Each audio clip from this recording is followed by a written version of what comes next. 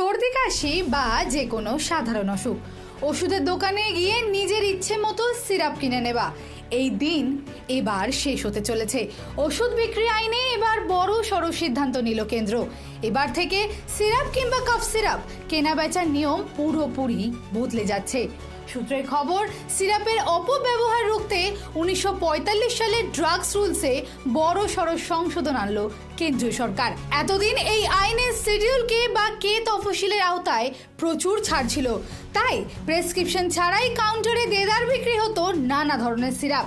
কিন্তু নতুন সংশোধনীতে এই তালিকা থেকে সিরাপ শব্দটিকেই পুরোপুরি বাদ দিয়ে দেওয়া হচ্ছে, অর্থাৎ ডাক্তারের প্রেসক্রিপশন ছাড়া সিরাপ আর কেনা যাবে না। কেন্দ্রীয় স্বাস্থ্য ও পরিবার কল্যাণ মন্ত্রকের জারি করা বিজ্ঞপ্তি অনুযায়ী 1940 সালের ঔষধ এবং প্রসাধনী আইনের 12 এবং 33 নম্বর ধারা প্রয়োগ করে এই নিয়ম অবিলম্বে কার্যকর করা হলো।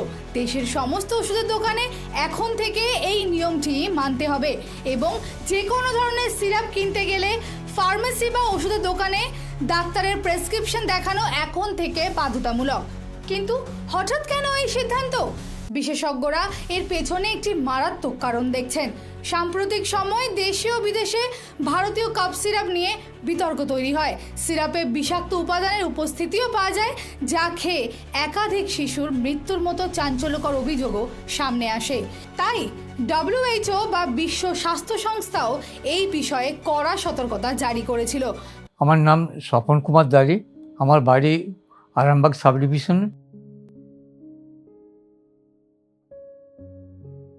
2022 সালের 1 জুলাই প্রোস্টেট অপারেশন করা হয়েছিল। প্রোস্টেট অপারেশন করার পর বাড়িতে ফিরে আসার পর কোনো কারণে হঠাৎ করে প্রচণ্ড রকমের ক্রিয়েটিন বেড়ে যাওয়ার জন্য ক্রিয়েটিন প্রায় 9-এর মতো হয়ে গেছিল। তখনই তারা সেখানে ডায়ালিসিস দেওয়া শুরু করেছিল। তখন সপ্তাহে 3 দিন করে ডায়ালিসিস দেওয়া হতো। 2-3 মাস পরে ওটা 3 বারের জায়গায় সপ্তাহে 2 দিন করে ডায়ালিসিস দিল। 21শে ফেব্রুয়ারি লাস্ট ডায়ালিসিস হওয়ার পর আমি ব্যাঙ্গালোর থেকে কলকাতায় চলে এসেছি। আসার পরে ডক্টর সেনগুপ্তকে দেখালাম। উনি দেখলেন যে তখন আমার ক্রিয়েটিন 3+। উনি ডায়ালিসিসটা বন্ধ করে দিয়ে মেডিসিন দিয়েই চিকিৎসা করতে শুরু করলেন। তারপরে ধীরে ধীরে দেখলাম যে ক্রিয়েটিনও কমতে শুরু করেছে। ক্রিয়েটিন 2.5 হয়ে যায়।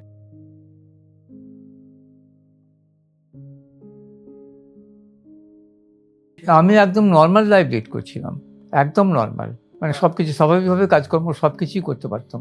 আমি খুব স্যাটিসফাইড ওনার চিকিৎসায়, ভীষণ স্যাটিসফাইড। উনি যেভাবে ইনস্ট্রাকশন দিয়েছেন সেইভাবে আমি চলেছি, ঠিক খুব কোঅপারেটিভ।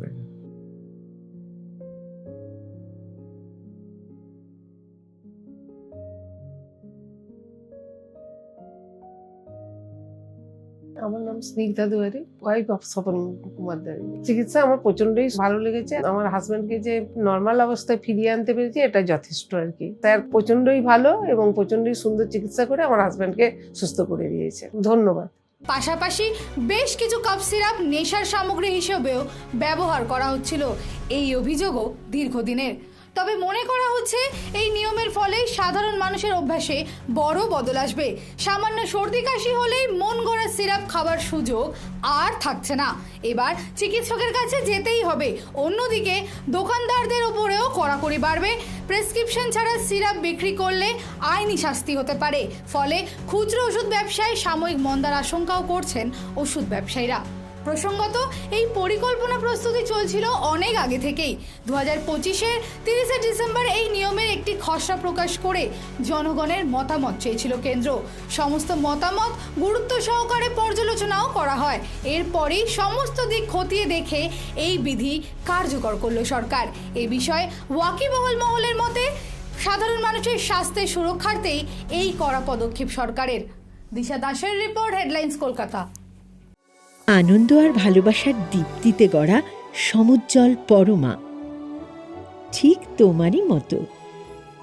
শ্যাম সুন্দর কোম্পানি জুয়েলার্স, আগরতলা, উদয়পুর, ধর্মনগর, কলকাতা।